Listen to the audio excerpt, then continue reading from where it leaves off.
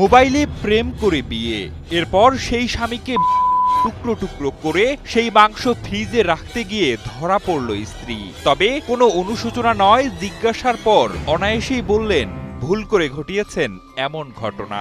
ভাই আমি একটা ফ্রিজ মেরেও মারিনি, আর এখন আমি কেমনে কি করলাম আমি নিজেই জানি না।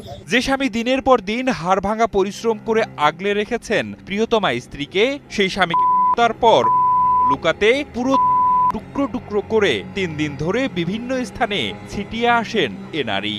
এ যেন নির্মমতার চরম উদাহরণ। তবে শেষমেশ পচা মাংসের দুর্গন্ধে ধরা পড়েন স্ত্রী। আমার বয়সে আমি এখন পর্যন্ত কারোর সাথে ঝগড়াও করি নাই, কেউ মারিও নাই, নিজে না খাইও মানুষকে খাওয়াইছি, বুঝছেন। কিন্তু আজ আমার ভাগ্যে আছে তাই হয়ে গেছে, বুঝছেন। শয়তানের বাজিটা যাতেও আমার ভাগ্যে আছে তাই হয়ে গেছে। শরীয়তপুরের চন্দ্রপুরে ঘটে গেছে এক ভয়াবহ ও হৃদয় বিদারক ঘটনা। পারিবারিক কলহের জেরে স্বামী জিয়া সর্দার অভিযোগ উঠেছে তারই স্ত্রী আসমা বেগমের বিরুদ্ধে।